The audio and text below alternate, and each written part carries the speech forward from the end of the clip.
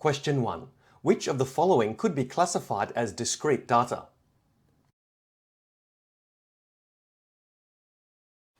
Discrete data implies numerical data. So option A is incorrect because colour of a car is not numerical, it is categorical.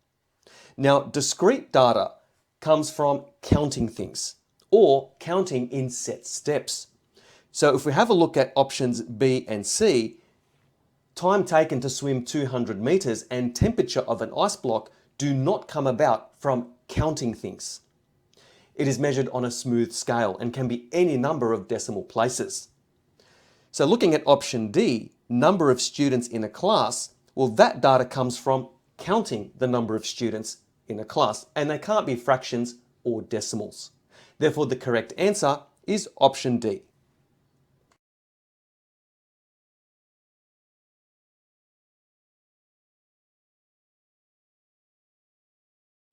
Question 2.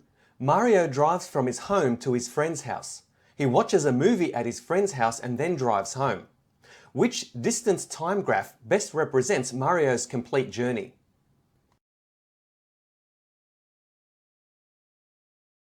Let's look at the question in more detail. Mario drives from his home to his friend's house. So right at the beginning, the distance from home that Mario is 0. So we're looking for graphs that start at 0. And that's options A and B. So we can see that the graphs start from 0 here and here. Now when the movie is being watched, clearly the distance from home is not changing. So we're expecting to see a horizontal component of the graph here and here. So over that period of time, Mario's not moving anywhere, so he's at his friend's place, and so the distance is not changing. After the movie, Mario then drives home. So the graph needs to come back down toward the X or the time axis, because the distance from home at that point is back to 0 again. So if we look at option A, at this point here, Mario has gone even further away from home because the graph is going further and further away from the time axis. So the distance is increasing as we go up the vertical axis there. If we look at option B, we can see that the graph after the movie goes back down toward the time axis, which indicates a distance of 0. Therefore, the correct answer is option B.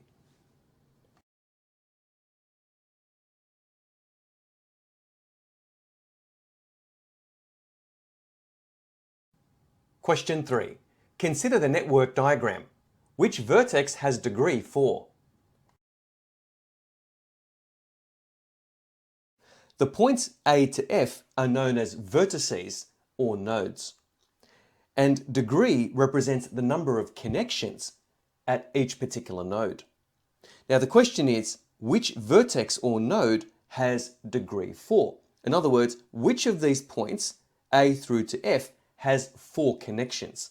And by inspection, we can see that node or vertex B has 4 connections in total. So 1, 2, 3, and 4. Therefore, the correct answer is option B.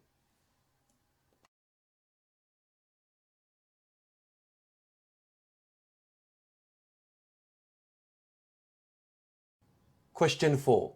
What is 6,280,000 in standard form?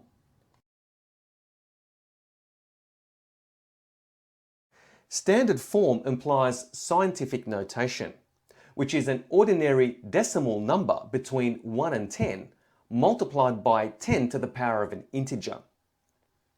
So looking at the 4 options, the number before the multiplication symbol has to be between 1 and 10. And the only option that satisfies that requirement is option C, 6.28 times 10 to the power of 6. Now the ordinary number here is 6,280,000. So it's a number in the millions.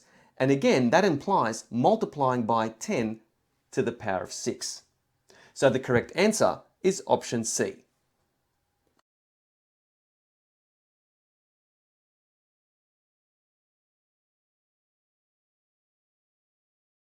Question 5. A baker makes and sells cakes.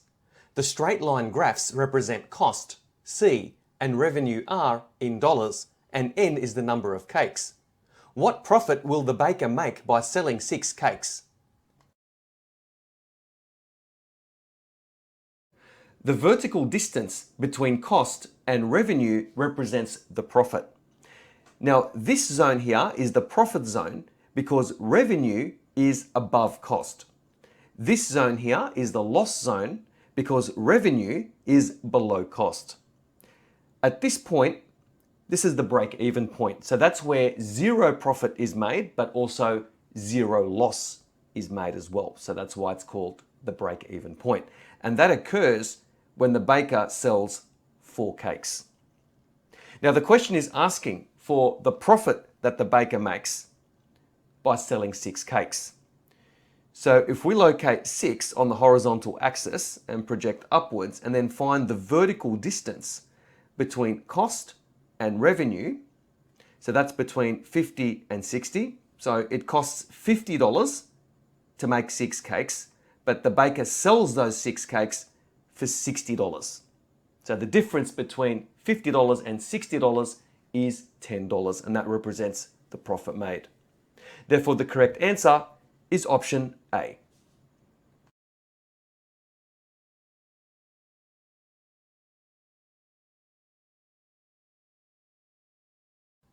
Question 6. The network shows the distances in kilometres along a series of roads that connect towns. What is the value of the largest weighted edge included in the minimum spanning tree for this network? The first thing we need to do is to complete the minimum spanning tree, and I'm going to use Kruskal's algorithm to do so. So starting with the smallest weighted edge, we have a 4, so I'm just going to circle that. Now the next highest edge is a 5, and we also have this 5 here. So using either Prim's or Kruskal's algorithm, it's important that as we're selecting edges that no cycles are created. The next highest weighted edge after 5 is 6. Now this means that I can't choose this 7 here or this 7 here because then a cycle is created. So here and here. Now I can't choose 8 either because that creates a cycle here as well. So the next highest edge that I can pick is 9. And those that I've circled connect all the nodes or the vertices together. And we could make sure of that. So whichever node I choose, we should be able to get to every other node. So if I start here, I can get to this node there. I can get to this node there. I can go this way, this way, this way to get to this node. I could go this way, and this way to get to this node. And I could go this way, and this way to get to that node there. So the highest or the largest weighted edge included in this minimum spanning tree for this network is 9. Therefore, the correct answer is option C.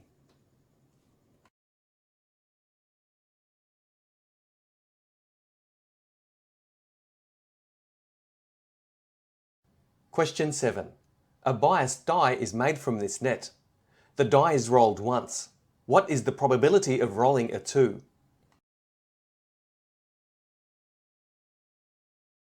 It's important to understand the meaning of the word biased.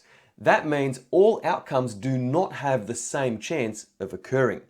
If we consider a standard 6-sided die, it has the numbers 1, 2, 3, 4, 5, and 6 on it. Each one of those has an equal chance of occurring, which is 1 over 6. So without looking at this net and without understanding the meaning of the word biased, one could be forgiven for choosing option A as the correct answer. But it is incorrect in this instance. So looking at the net of this die, so we were to fold this up to form a cube, 6-sided cube, we can see that 2 of the sides show a 1. We have another 2 sides that show a 2, and then we have one side that shows a 3, and then one side that shows a 4. So 2 out of the 6 sides shows a 2. So rolling a 2 has a chance of occurring 2 out of 6 times, or 2 over 6. and that simplifies to 1 over 3. Looking at the options, option C has 1 over 3. Therefore, the correct answer is option C.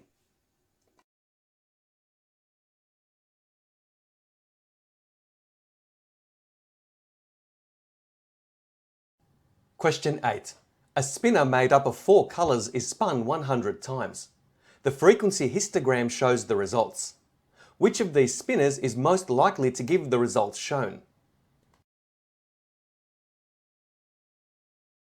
Looking at the histogram, the heights of the columns for red, white, green and yellow are all different, with white being the tallest column, that occurs the most often, and green being the shortest column, that occurs least often. So looking at the sectors that make up these spinners, this implies that the sectors for those 4 colours will be of different sizes. So looking at option B, the sectors for red, green, yellow and white are equal in size. So option B is incorrect because the columns that represent those colours are all of different heights. Also, option C, yellow, green and red, those sectors are equal in size, which implies that the columns for red, green and yellow will be equal in height. But on the histogram, they're different heights. So option C is also incorrect. That leaves us options A or D to consider. Looking at option D, the white sector is equal in size to the red sector. But going back to the histogram, the column for white is taller than the column for red. So option D is incorrect, which means that the only correct option is option A. And looking at the size of the sectors, white should be the largest sector, followed by red, followed by yellow, and then followed by green. Going back to the histogram, we can see that those columns are in corresponding height, with white being the tallest column, red being the second tallest column, yellow being the third tallest column, and green being the shortest column.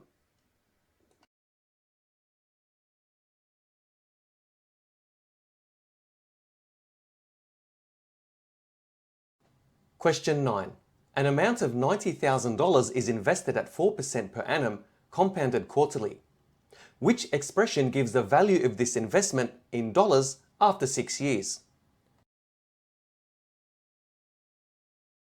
Recall the compound interest formula. FV equals PV times 1 plus R in brackets to the power of N. Now FV represents the future value of the investment. PV represents the present value of the investment, which is equal to the principal or the amount that was invested right at the beginning.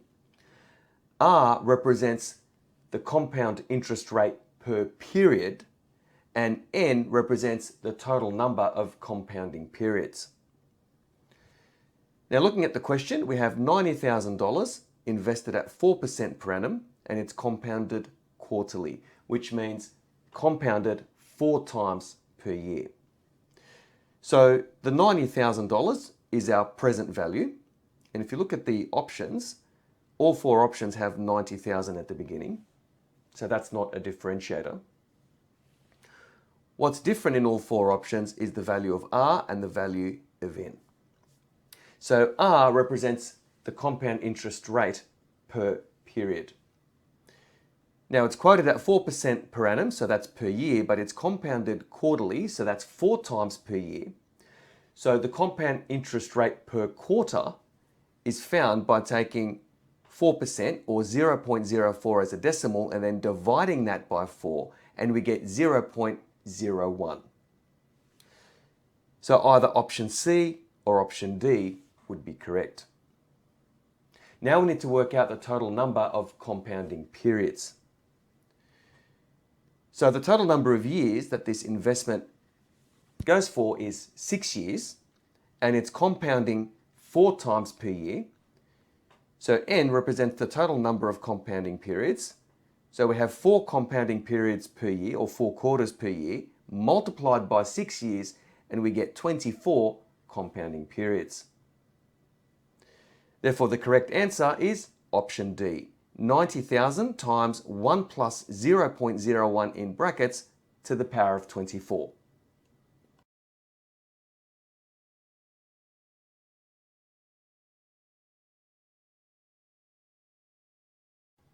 Question 10. The ratio of the dimensions of a model car to the dimensions of an actual car is 1 to 64. The actual car has a length of 4.9 meters. What is the length of the model car in centimeters, correct to 1 decimal place? The question is asking for the length of the model car in centimeters, which means all measurements should be converted to centimeters where necessary. Now, the actual car has a length of 4.9 meters. So we're going to convert 4.9 meters into centimeters first. Now, 4.9 meters, if we multiply that by 100, because there are 100 centimeters in 1 meter, we get 490 centimeters. Now, the scale that's given here is 1 to 64. That means the model car is 64 times smaller than the actual car, which means we'll take the actual measurement of the car, which is 490 centimeters, and we'll divide that by 64 to get the length of the model car. And we get 7.65625 centimeters, which rounds to 7.7 centimeters, correct to 1 decimal place. Therefore, the correct answer is option B.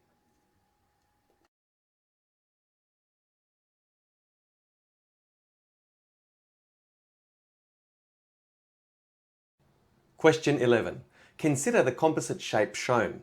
What is the area of the shape in square centimeters? By inspection, we can recognize that this composite shape is made up of two simpler shapes stuck together. We have a right-angled triangle joined to a rectangle. Now, the dimensions of the rectangle are 2 centimeters for the width and 3 centimeters for the height. And the dimensions of the right-angled triangle are 6 centimeters for the base and 5 centimeters for the height. Now, we get the base of 6 centimeters by subtracting 2 centimeters from 8 centimeters, and we get the height of this triangle by adding 2 centimeters with 3 centimeters. Notice these dashes here and here.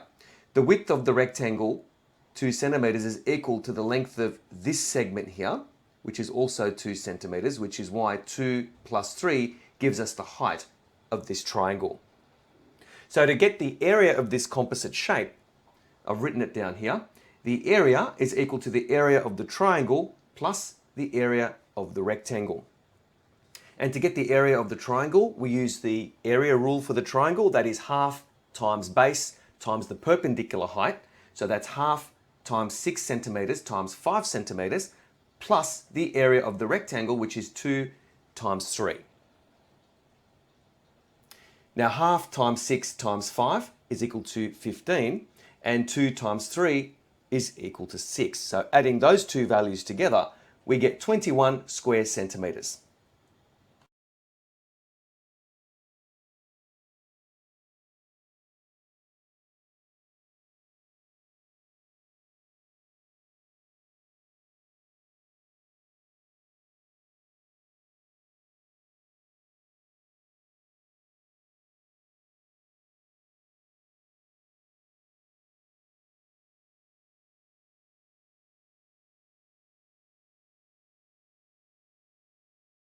Question 12. VJ's heart rate before and after his morning run is shown. What is the percentage increase in VJ's heart rate? There are two steps to answering this question. In the first step, we need to work out the actual or the absolute increase between the heart rate after the run and the heart rate before the run. So this has nothing to do with percentages at this point. And the increase is given by 126 minus 72. So that's the difference between the after run and before run heart rates. And that's equal to 54 beats per minute. Now, the percentage increase is relative to the original amount or the original value, which is the heart rate before the run, which is 72 beats per minute. So to work out the percentage increase, we take the absolute or the actual increase that we just worked out before. We divide that by the original heart rate, which is 72 beats per minute, and I put that in brackets for clarity, and then I multiply that by 100 and the result is interpreted as a percentage. So 54 divided by 72 times 100 is equal to 75%. So we can interpret that value as VJ's heart rate increased by 75% after the run.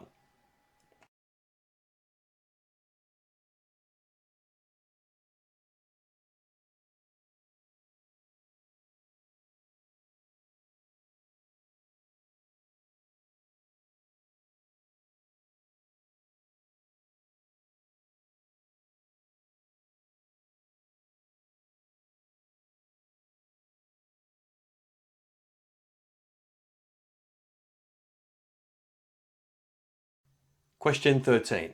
A trapezium is shown. Part A. Write an expression for the area of this trapezium. The area of a trapezium is given by the average length of the parallel sides multiplied by the distance between them, or the perpendicular height. In this case, the length of the parallel sides are A centimeters and 30 centimeters, and the distance between those parallel sides is 12 centimeters. So to find the area, we find the average of A and 30, so that's A plus 30 in brackets divided by 2, and then we multiply that by 12. And here is the expression for the area of this particular trapezium. Part B. Find the value of A, given that the area of the trapezium is 330 square centimeters. From part A, the expression for the area of this trapezium is A plus 30 in brackets divided by 2 times 12. And we're told that the area of this trapezium is 330 square centimeters. So we can form this equation. A plus 30 in brackets divided by 2 times 12 is equal to 330. Now the last operation is times 12, and we can reverse that by dividing 330 by 12. So think of it as moving the times 12 over from the left-hand side to the right-hand side, and in doing so we do the opposite of multiplication, which is division. The next operation to reverse is division by 2, or divided by 2. Moving that over to the other side, it becomes times 2. So the equation becomes A plus 30 is equal to 330 divided by 12 times 2, and that evaluates to 55. So A plus 30 is equal to 55. The last thing we need to do is to move this plus 30 over to the other side. It becomes minus 30. So A plus 30 equals 55 becomes A equals 55 minus 30, and 55 minus 30 is 25. Therefore, A is equal to 25 centimeters.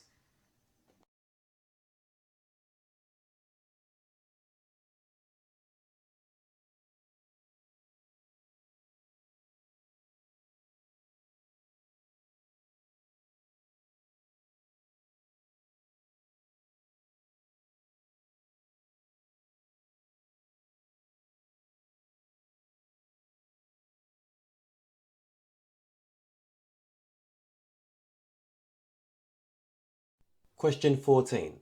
The time in minutes it takes to travel by road between 6 towns is recorded and shown in the network diagram below. Part A. In this network, the shortest path corresponds to the minimum travel time. What is the minimum travel time between the towns A and F, and what is the corresponding path?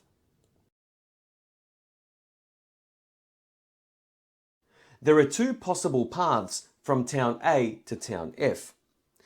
Now the first 4 towns, there's only one possible way. So from town A to town B to town C to town D. But from town D to town F, there are 2 possible paths. So we can go from D to F directly, and it'll take 14 minutes, or we can go from D to F via town E. So from D to E, it takes 5 minutes, and from E to F, it takes 8 minutes. So from D to F via E, 5 plus 8 is 13, which is 1 minute faster than going from D to F directly, which takes 14 minutes. So the minimum travel time is given by the sum of these paths. So 15 plus 20 plus 10 plus 5 plus 8, which gives us 58 minutes. And the path itself is defined by A, B, C, D, E, and F. Part B. New roads are built to connect a town G to towns A and D.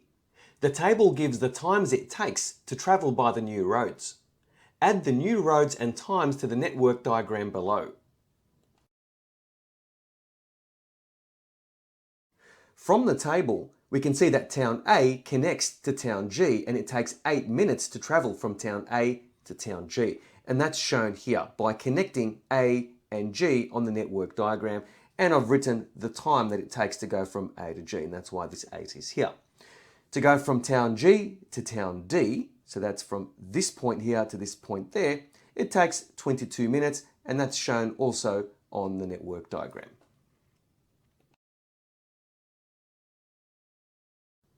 Part C. Explain whether the path in Part A is still the shortest path from A to F after the new roads are added.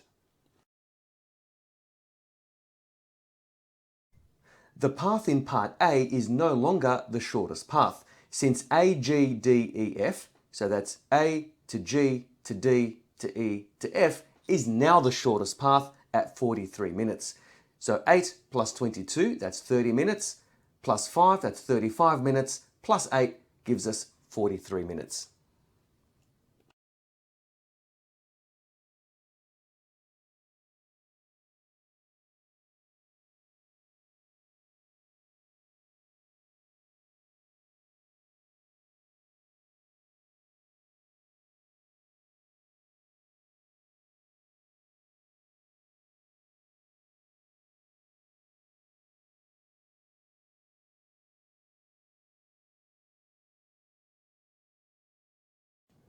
Question 15. A researcher is using the statistical investigation process to investigate a possible relationship between average number of minutes per day a person spends watching television and the average number of minutes per day the person spends exercising. Part A. State the statistical question being posed. The question is there a relationship between the average minutes per day watching television and the average minutes per day exercising? Participants were asked to record the number of minutes they spent watching television each day and the number of minutes they spent exercising each day. The averages for each participant were recorded and graphed, and a line of best fit was included. Part B. From the graph, identify the dependent variable. The y variable on the vertical axis depends on the x variable on the horizontal axis. Now the x variable represents average minutes per day watching television. But the question is asking us to identify the dependent variable, which is always on the vertical axis. And the dependent variable is average minutes per day exercising. And it's stated here in Part B.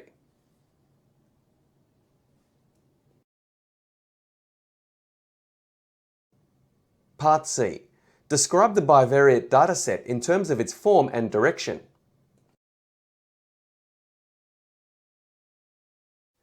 The form describes the shape of the graph, which in this case is a straight line or linear. The direction is based on the gradient or the slope of the line, looking at it from left to right. And in this case, the line is going downhill. So it's starting at a high point and ending at a low point. So the direction is negative. This means that as the average minutes per day watching television increases, the average minutes per day exercising decreases. And the answers are stated here. So the form is linear or straight line and the direction is negative.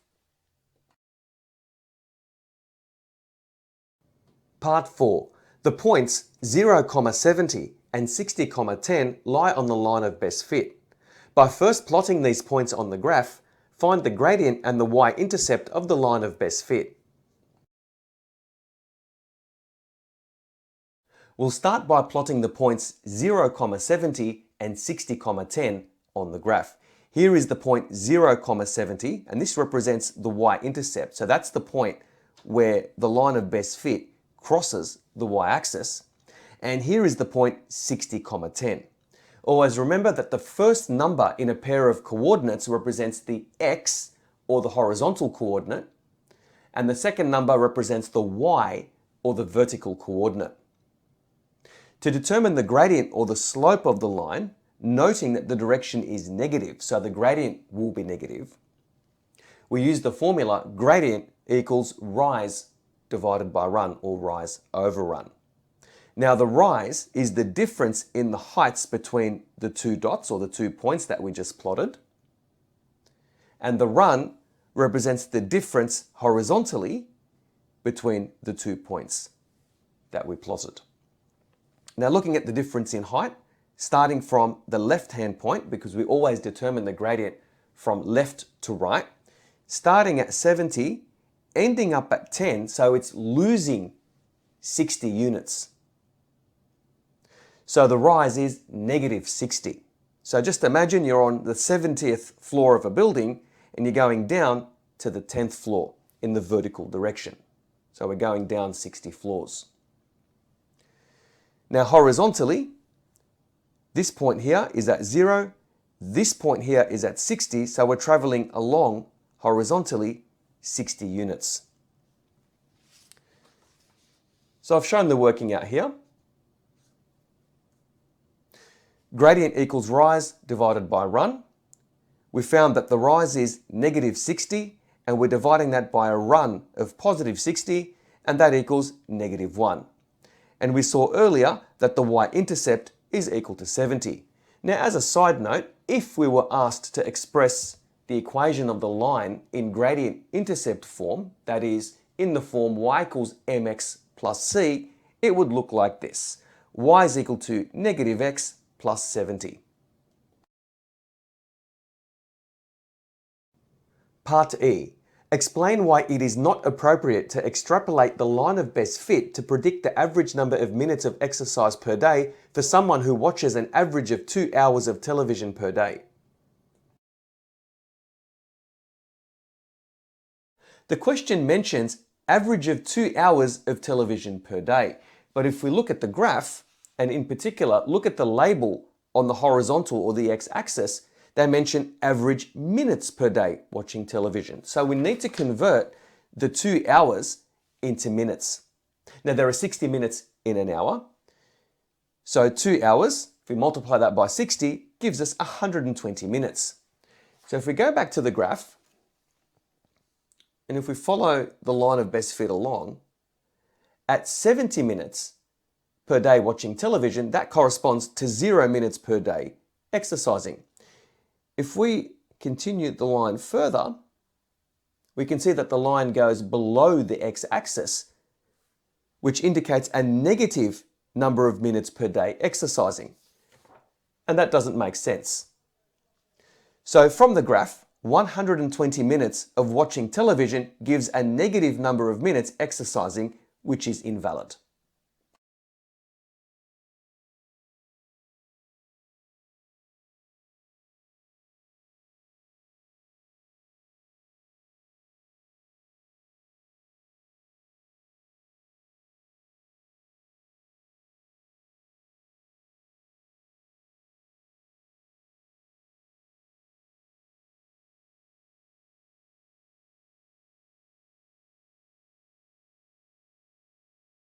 Question 16. The mass m of a box with a square base in grams is directly proportional to the area of its base in square centimeters. A box with a square base of side length 5 centimeters has a mass of 500 grams. What is the mass of a similar box with a square base of side length 3 centimeters? Directly proportional means the mass of the box varies in proportion to the area of the base, in such a way that if we were to say double the area of the base, the mass of the box is also doubled.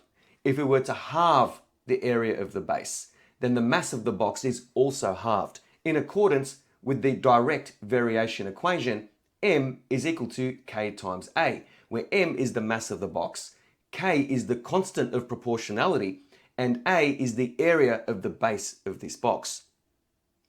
So the first step is to work out the value of the constant of proportionality K. And in order to do that, we need to use another fact that's given here. A box with a square base of side length 5 centimeters has a mass of 500 grams. So let S be the side length of the base and the area of the base A is S squared. Now why is it S squared? It's because the shape of the base of this box is a square, and if the side length is S centimeters, then its area is S times S, which is S squared.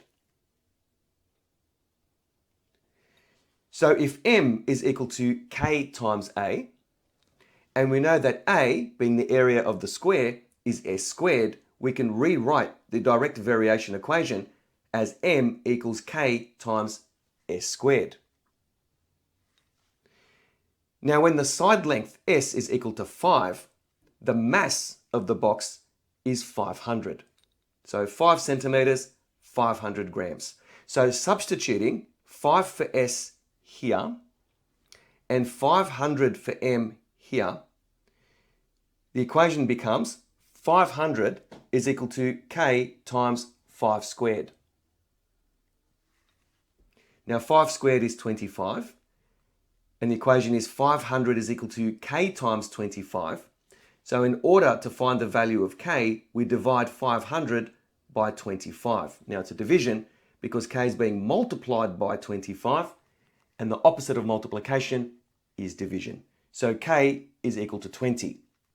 So to make sure we got that correct, if we substitute 20 for K, so 20 times 25, that'll equal 500. And that's how we know that the value of K is correct. So rewriting the variation equation, so that's this equation here, knowing the value of K, we just worked out that K is 20, the mass M is equal to 20 times S squared.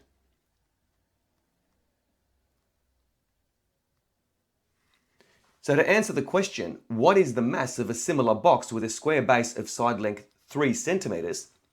We let S equal 3. Substituting that into this equation here, M is equal to 20 times S squared. We get M is equal to 20 times 3 squared, and that equals 180. So to answer in words, therefore, the mass of the box with a square base of side length 3 centimeters is 180 grams.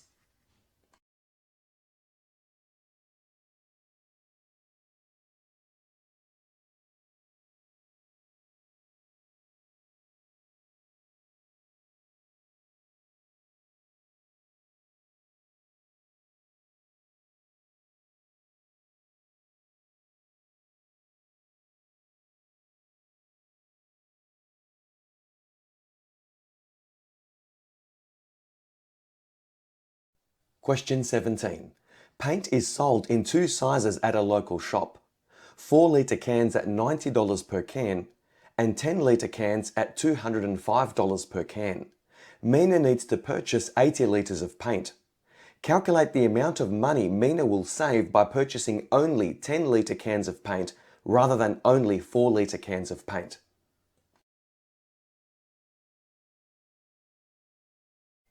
There are 2 cases to consider. In case 1, Mina buys only 4-litre cans. So to work out the cost, we need to work out how many cans she needs to purchase. So she needs 80 litres of paint. Each can has 4 litres of paint. So to work out the number of cans, we take 80 and then divide that by 4. Now 80 divided by 4, of course, is 20. And then we multiply that by the cost per can, which is $90. So the cost of using only 4-litre cans is $1,800.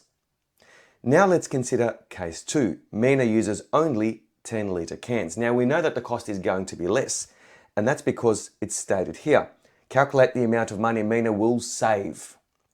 So we know that case 2 is going to be cheaper, but we need to work out obviously by how much. So to work out the cost, we follow a similar process to case 1. 80 divided by 10, so 80 litres of paint that we need in total. and there are 10 litres of paint in each can. So 80 divided by 10, of course that's 8. Multiply that by the cost per 10 litre can, which is $205, and we get $1,640. So to work out the cost saving, we work out the difference between case 1 and case 2. So case 1 minus case 2, since case 1 is more expensive, $1,800 minus $1,640 gives us a cost saving of $160.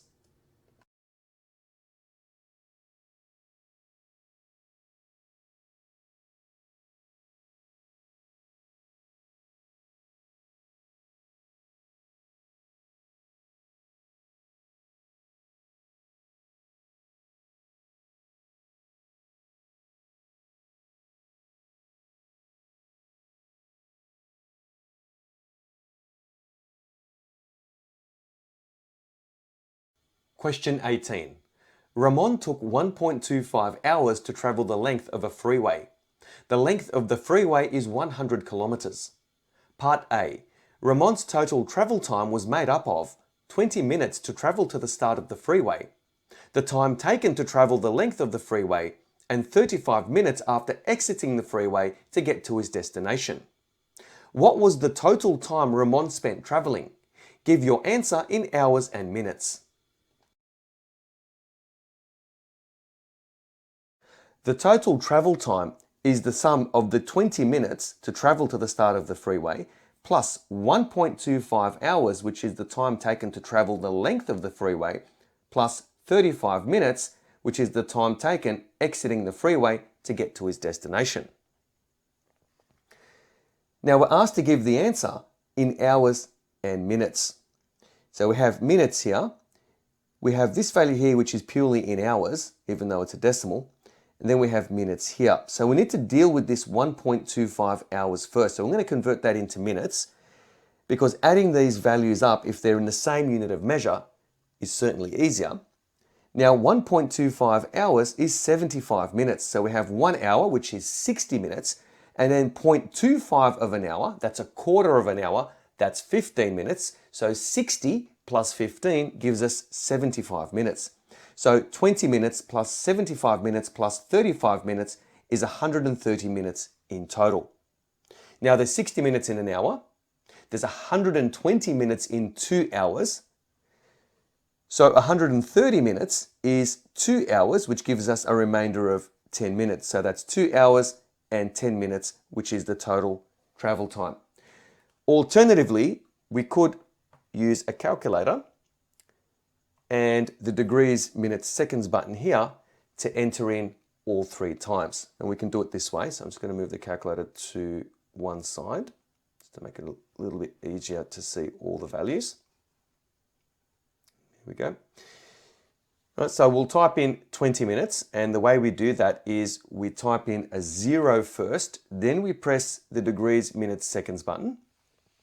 So that means 0 hours, 20 minutes, plus 1.25 hours, so 1.25 hours and 0 minutes, plus 35 minutes, so that's 0 hours and 35 minutes.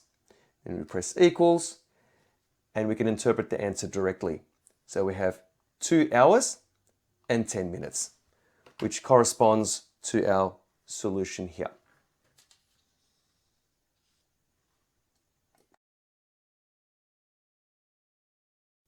Part B.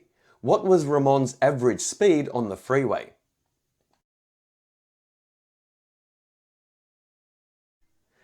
To find the speed, we divide the total distance divided by the total travel time. So in this case, we're given that the length of the freeway is 100 kilometers. And we know that the time taken to travel the length of the freeway is 1.25 hours. So the distance has to be in kilometers and the time t has to be in hours. So average speed s is equal to a distance of 100 kilometers divided by a travel time of 1.25 hours, and that gives us 80. Therefore, the average speed is 80 kilometers per hour.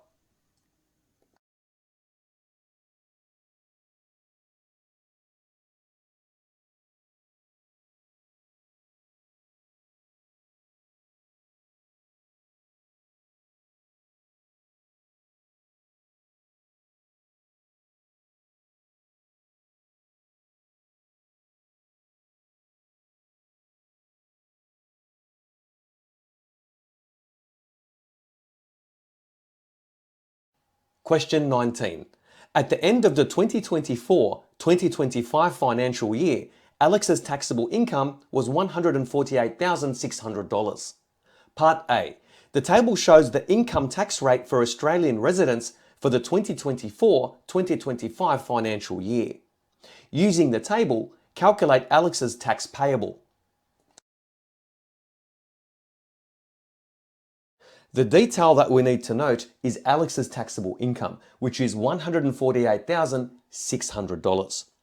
To work out the tax payable, we refer to the tax table and then work out which row of the tax table we need to follow. So I've put an arrow here. So this is the row that we need to follow because Alex's taxable income is between these two values. And in the second column, this tells us how to work out the tax payable.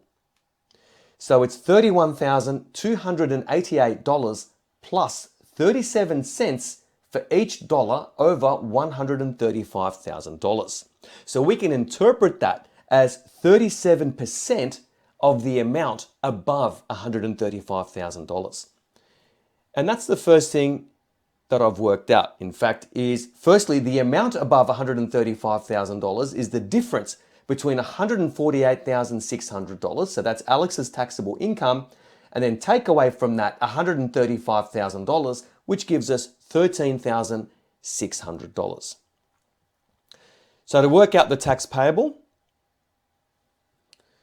we follow the rule given here. So it's $31,288 plus 37% of the amount above $135,000, which is $13,600. And that evaluates to $36,320. Part B. The Medicare levy is 2% of taxable income. Calculate the Medicare levy payable by Alex.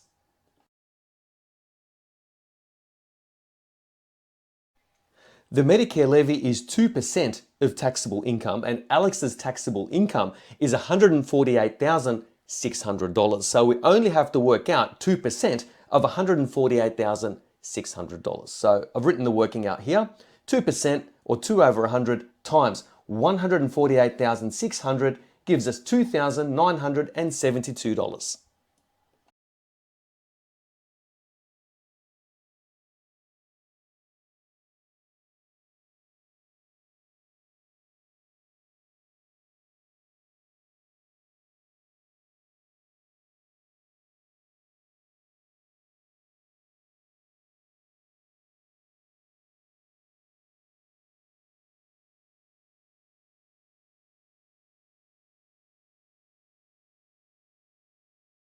Question 20. A map of a park containing a duck pond is shown. A fence is built passing through the points A, B, and C around the duck pond.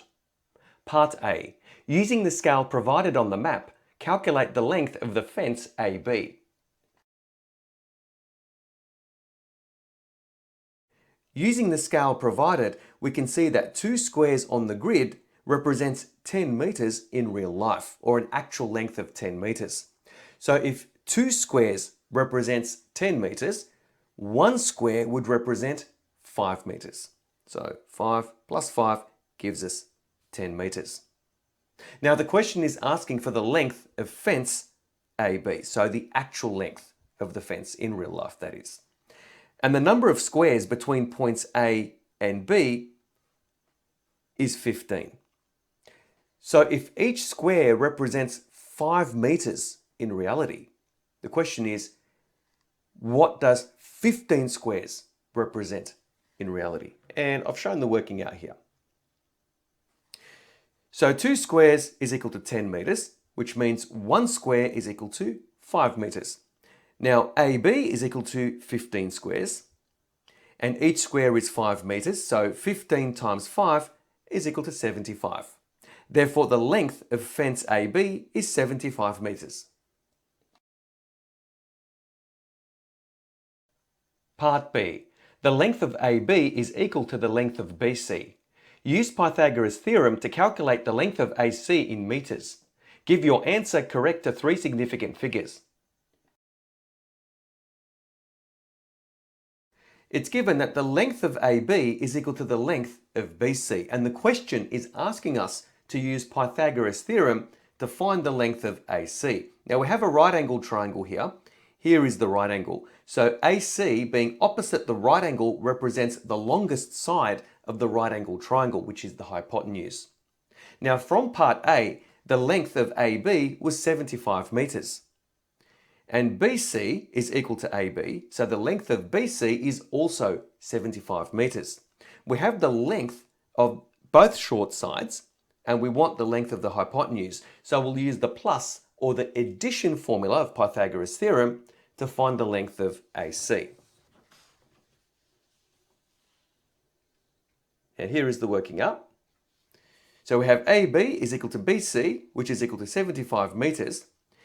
Using Pythagoras' theorem, AC squared is equal to 75 squared plus 75 squared. Now 75 squared plus 75 squared is equal to 11,250. So we have AC squared here, but we want AC, not AC squared.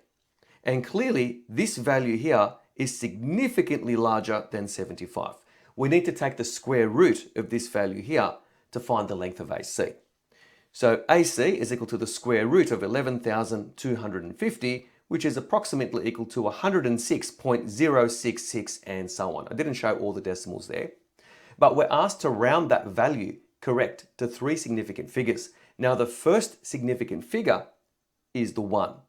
And counting 3 figures, including the 1, we have the 1, the 0, and the 6. Now after the 6, there's a 0, so we don't need to do anything to the 6 here. It just stays as a 6.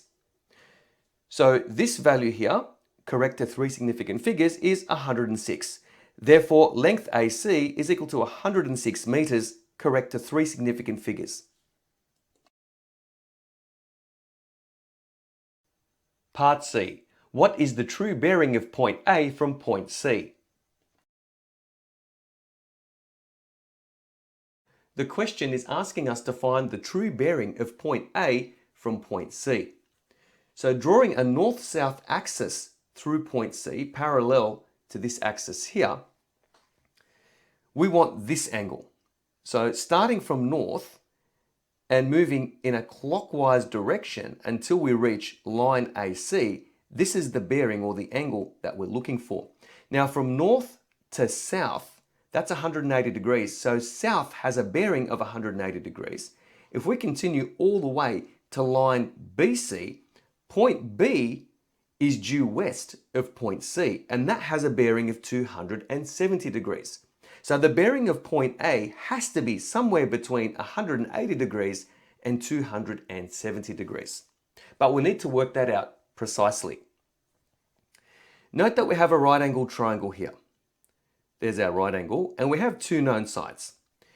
If we can find this angle here using trigonometry, we can subtract this angle from 270 degrees because we need to go backwards until we reach line AC from line BC, and that'll be our bearing.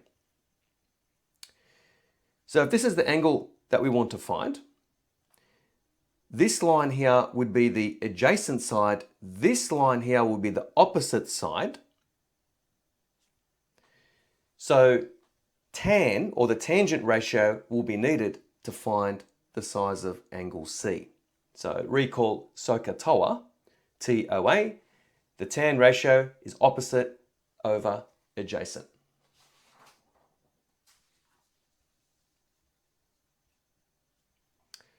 So let's go through the working out. The tan of angle C is equal to opposite divided by adjacent, or opposite over adjacent. So 75 divided by 75 is equal to 1. We don't want tan of angle C, we want the size of angle C itself. And in order to do that, we need the inverse tan or shift tan on the calculator, shift tan of 1 to find the angle. So using a calculator, we press shift, then tan, and then 1, close bracket, press equals, and we get 45 degrees. And I've noted that here. Now, point B is west of point C with a bearing of 270 degrees. The bearing of point A from point C is 270 degrees minus 45 degrees, which gives us 225 degrees.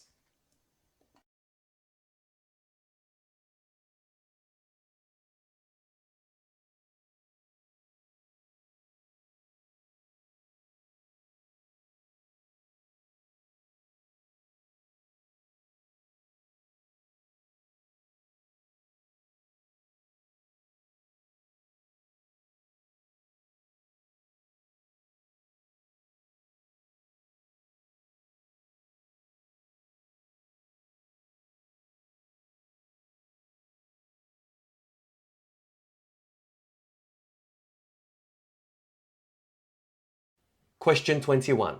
A credit card has an interest-free period of 45 days from and including the date of purchase. Interest is charged on purchases made, compounding daily at a rate of 13.74% per annum from and including the day following the interest-free period. Concert tickets were purchased for a total of $392 using this credit card. Full payment was made on the 68th day from the date of purchase. There were no other purchases on this credit card. What was the total interest charged when the account was paid in full? The first thing we need to work out is the number of days that interest applies on this $392 purchase. Going back to the question, a credit card has an interest-free period of 45 days from and including the date of purchase. So the first 45 days, zero interest applies. Now, after the 45th day, so that's indicated by the word following, that's when interest begins to accrue. Now, we're also given that full payment was made on the 68th day from the date of purchase. So the number of days that interest applies is 68 because the total amount was repaid on the 68th day, but the first 45 days, zero interest applies. So 68 minus 45 gives us 23 days. Now, to work out the total repaid, we use the compound interest formula, noting that we need the interest rate per day, not the interest rate per annum. And we know this because of these two words here, compounding daily, not compounding annually. So using the compound interest formula, the total amount repaid is equal to the principal, so that's the purchase price of $392, multiplied by, now open bracket, 1 plus the interest rate per annum, so that's 13.74% per year, and there are 365 days in a year. I get that there's a leap year, but we generally accept that there's 365 days in a year when working out financial calculations. So dividing 13.74% by 365, close brackets, and then we raise this to the number of days that interest applies for, which is 23 days. And we get 395.40805 and so on. But it's a dollar amount, so we need to round it correct to the nearest cent, so 2 decimal places. So that's $395.41. So the interest charged, which is what the question is asking us, is the difference between the purchase price, so $392, and the total amount repaid, which is $395.41. So subtracting one from the other, the bigger amount comes first, of course. 395.41 minus 392 gives us $3.41, which is the interest charged on this purchase.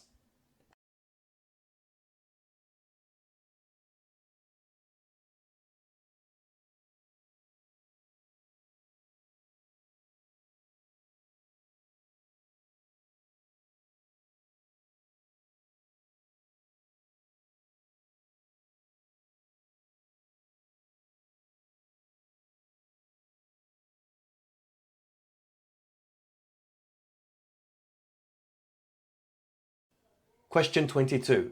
An isosceles triangle is drawn inside a circle as shown. The base of the triangle is 4.8 centimeters long, the length of the other sides is 4 centimeters, and the height is h centimeters. Part A. Calculate the height, h, of the triangle ABC. The first thing to note is that triangle ABC is isosceles. Here are our two identical sides. We have AB and CB, both 4 centimeters. Now it's given that the base of this isosceles triangle is 4.8 centimeters long. So AC is 4.8 centimeters.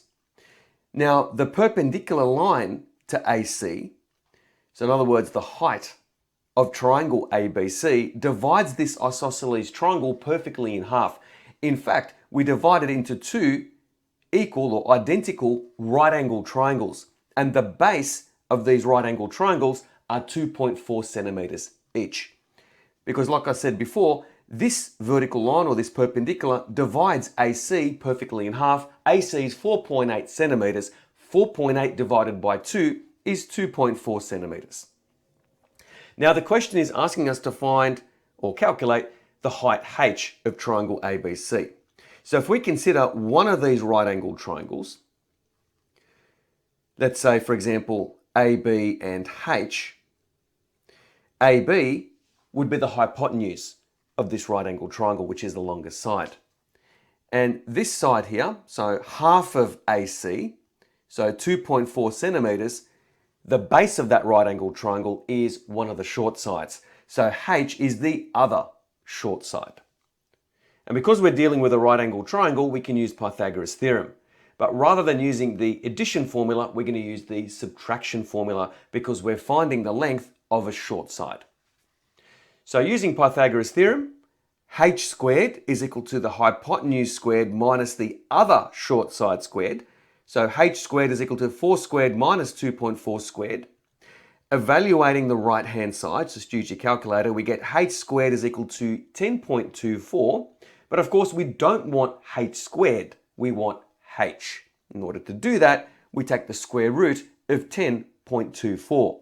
So h is equal to the square root of 10.24, which evaluates to 3.2 centimeters. Part B. The area of triangle ABC is 7.68 square centimeters. The radius of the circle is 2.5 centimeters. Express the area of triangle ABC as a percentage of the area of the circle, correct to 1 decimal place. The area of triangle ABC as a percentage of the area of the circle is given by this expression, area of triangle divided by area of circle, and then we multiply that by 100 and we interpret that result as a percentage. That's why the percentage sign is in brackets. So we don't type the percentage key in the calculator, we just need to interpret the numerical answer as a percentage. Now the area of the triangle is given as 7.68, that's stated here. Now to find the area of a circle, we know that the radius of the circle is 2.5 centimeters and the area of a circle is pi r squared, so pi times the radius squared. So 7.68 divided by pi times 2.5 squared, that's our pi r squared in brackets, and then we multiply that by 100 and we get 39.1139 and so on, and we're going to interpret this result as a percentage, but we need to round that answer correct to 1 decimal place because that's what we're asked to do here, and we get 39.1% correct to 1 decimal place.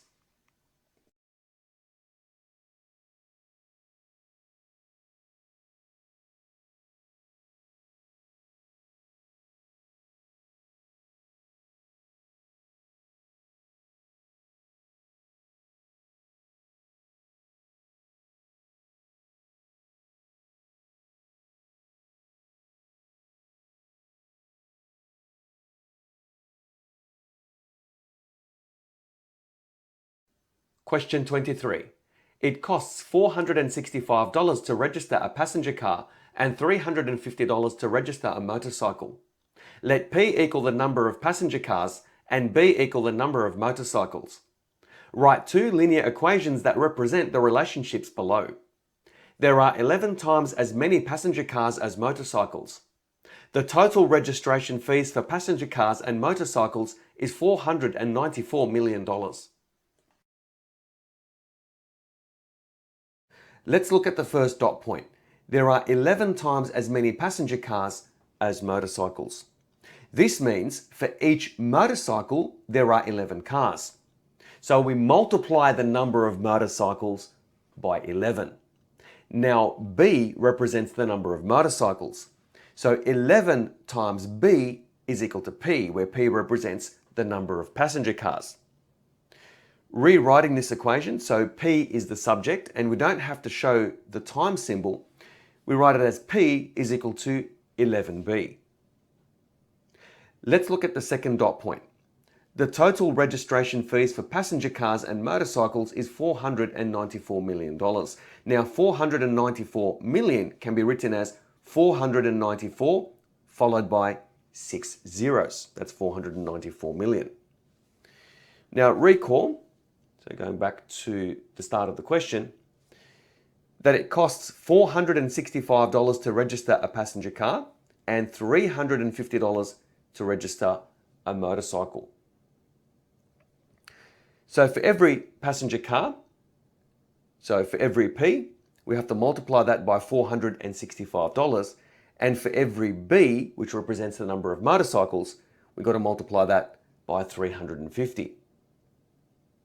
So 465P or times P plus 350 times B is equal to 494 million.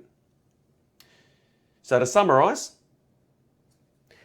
therefore, the two linear equations are P is equal to 11B and 465P plus 350B is equal to 494 million.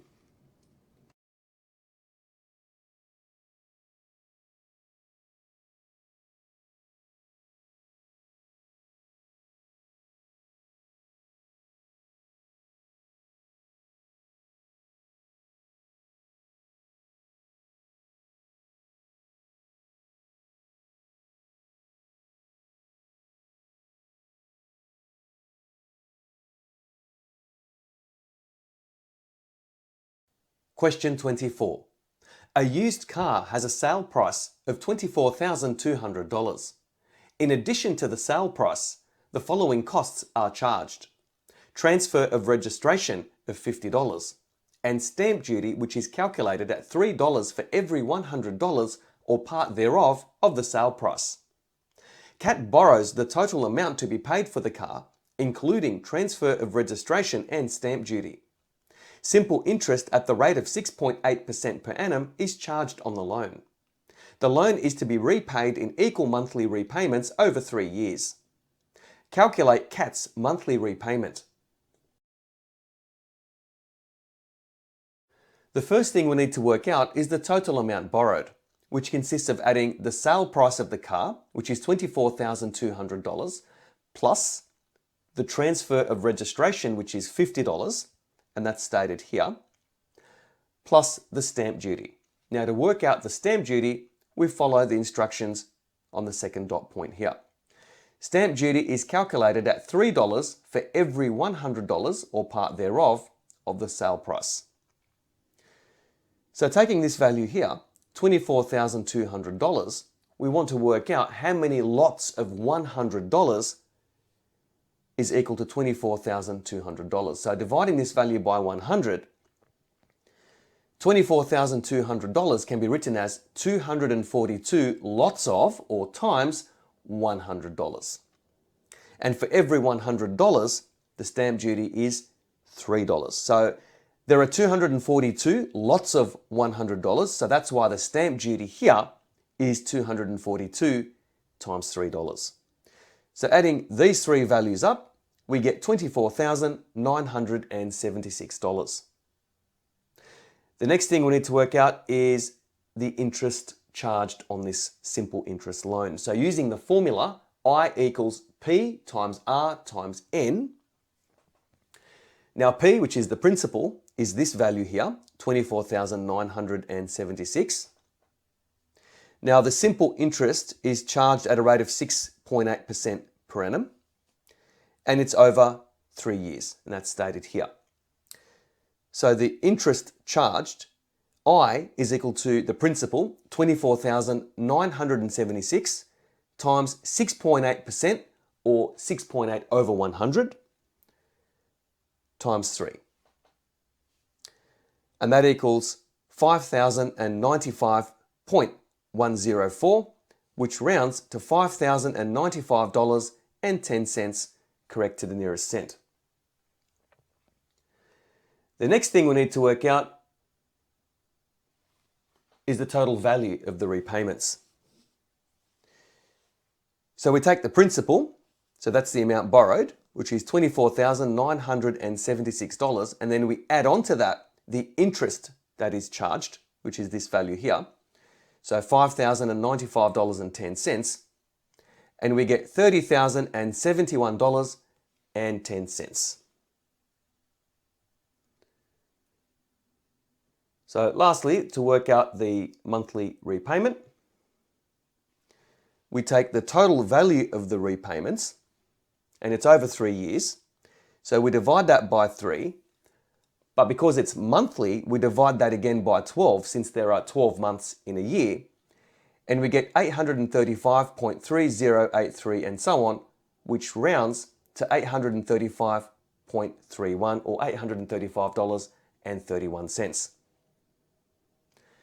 Therefore, the monthly repayment is $835.31, correct to the nearest cent.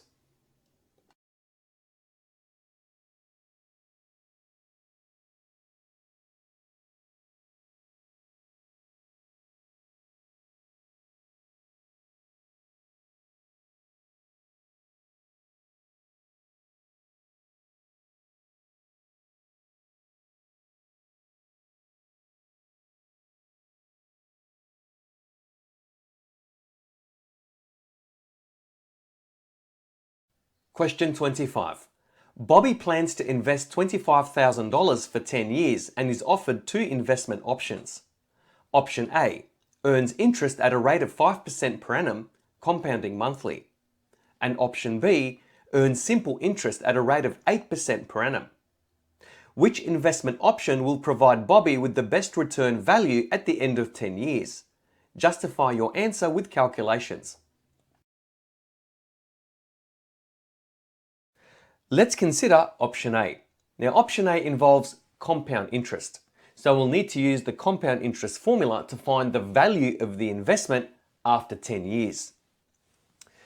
So looking at option A in the question text, option A earns interest at a rate of 5% per annum, compounding monthly. So to find the value of the investment after 10 years, also called the future value or FV, using the compound interest formula, that's equal to the amount invested, or the principal or the present value, multiplied by 1 plus the interest rate per period. Now a period is 1 month, and the interest rate quoted is per year, so 5% per annum or per year. And that's why we need to divide 5% by 12. Now we close brackets and we raise that to the total number of compounding periods. Since there are 12 compounding periods in 1 year, and it's over 10 years, 10 times 12 is 120. So recapping, the future value of the investment is equal to 25,000, which is the value of the initial investment or the principal, times 1 plus 5% divided by 12 in brackets to the power of 120, and that equals $41,175.24. Let's consider option B.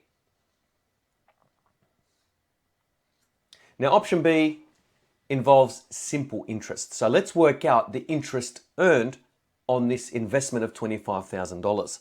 So using the simple interest formula, I equals P times R times N. Now P is 25,000, R is 8% per annum, and N is 10, for 10 years, because it's over a 10-year period. And we get $20,000 in interest earned. So to find the value of the investment in total, so that's the initial investment plus the interest, $25,000 plus $20,000 in interest, and we get $45,000. Now clearly option B is a larger value than option A. So option B is the better option. Now to find out by how much, option B minus option A, so that's 45,000 minus 41,175.24, we get $3,824.76. Therefore, option B has the best return, which is $3,824.76 more than option A.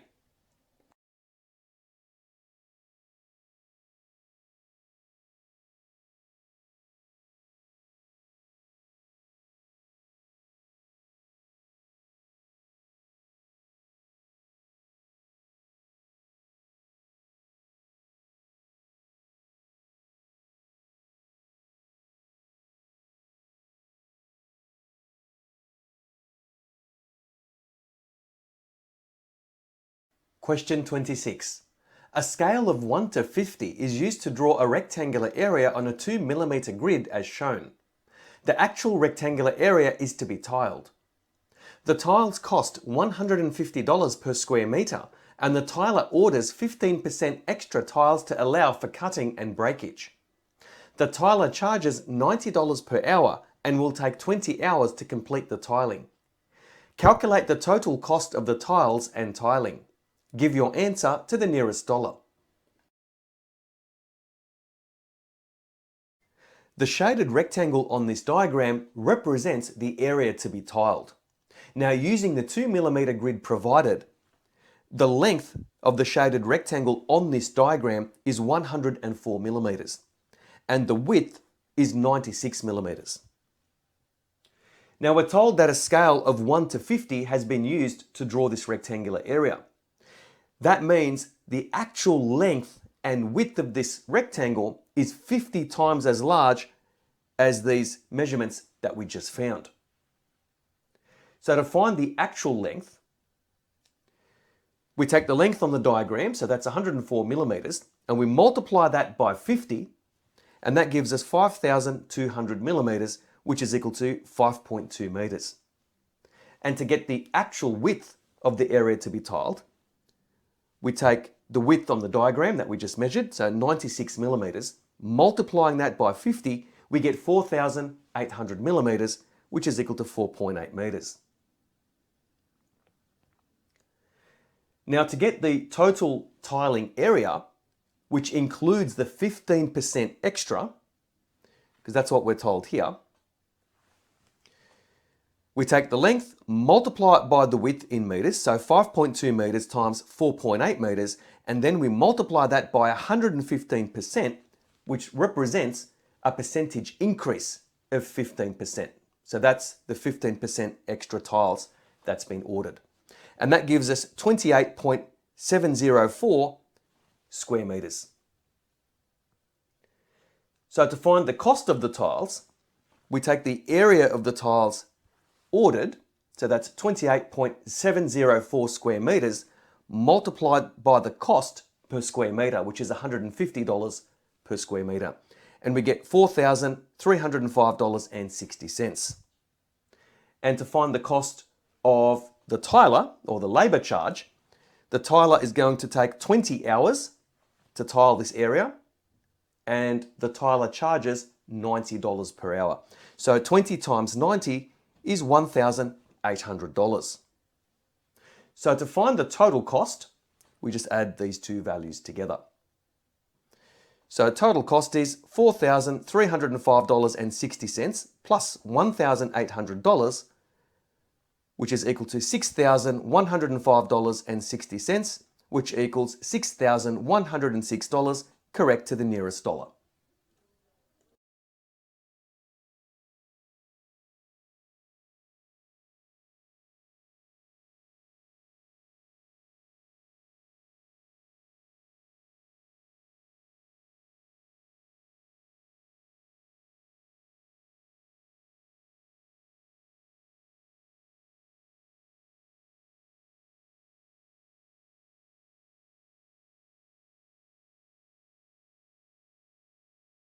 Question 27.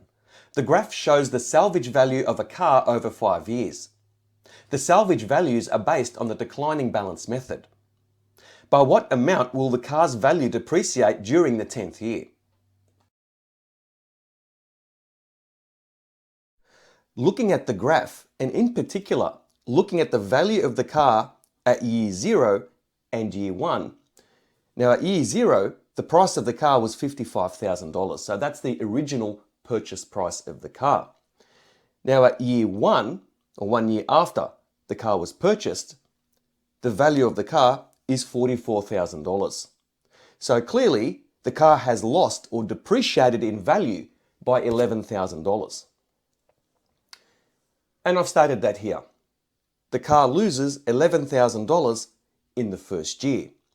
Now the next step is to work this out as a percentage loss or a percentage depreciation. And that's found by this formula. 11,000 divided by 55,000, so it's a percentage loss relative to the purchase price of the car. And then we multiply that by 100 to give us the answer as a percentage, and we get 20%. So the car is losing 20% year on year. The next step is to find the salvage value of the car in the 9th year, because the question is asking for the car's value, or at least the depreciation of the car's value during the 10th year. So we need to find the salvage value of the car in the 9th year, the salvage value of the car in the 10th year, and then find the difference between the two. So using the declining balance formula, the salvage value of the car in the 9th year is 55,000 times 1 minus 20%, or 1 minus 0.2, in brackets to the power of 9, and that equals $7,381.98.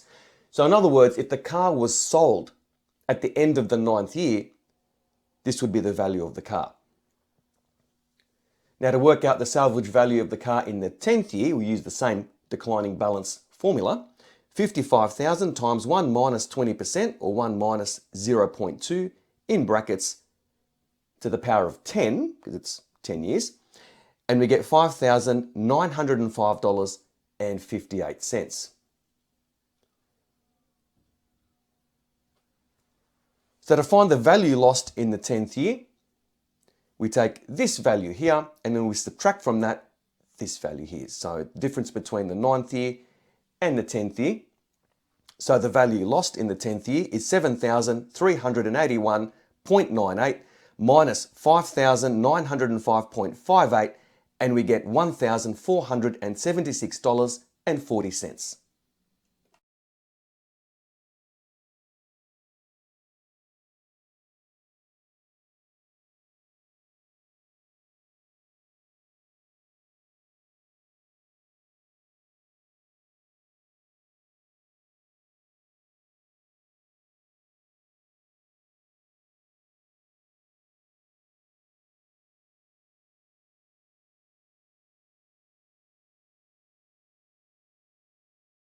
Question 28.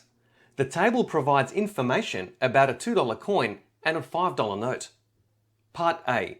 Calculate the mass of a $2 coin in grams, correct to 1 decimal place. From the table, 500 $2 coins has a mass of 3.3 kilograms. Now the question is asking for the mass of a single $2 coin in grams. So 3.3 kilograms, multiplying that by 1,000 is 3,300 grams. So 500 coins has a mass of 3,300 grams. To find the mass of a single $2 coin, we divide 3,300 by 500. So 3,300 divided by 500 is equal to 6.6. Therefore, the mass of a single $2 coin is 6.6 grams. Part B. Suppose the $2 coin is to be replaced with a note that has the same mass as a $5 note. What is the mass of $1,000 in $2 notes in grams? Give your answer correct to the nearest gram. Firstly, we need 500 $2 notes to make $1,000. And the question is, what is the mass of $1,000 worth of $2 notes in grams? So going back to the table, the mass of a $2 note is identical to the mass of a $5 note. And from this row here, we know that 200 $5 notes has a mass of 0.157 kilograms or 157 grams. So we want the mass of 500 notes in grams, and we can use the unitary method to calculate that. So from the table, we know that 200 notes has a mass of 157 grams. So by the unitary method, we can find the mass of 100 notes and then multiply that by 5 to get the mass of 500 notes.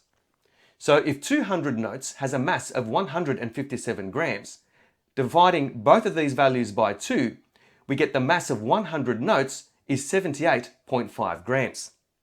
Multiplying both of these values by 5 to get the mass of 500 notes, we get 500 notes has a mass of 392.5 grams. But we're asked to give our answer correct to the nearest gram. So rounding this value here, we get 393 grams correct to the nearest gram.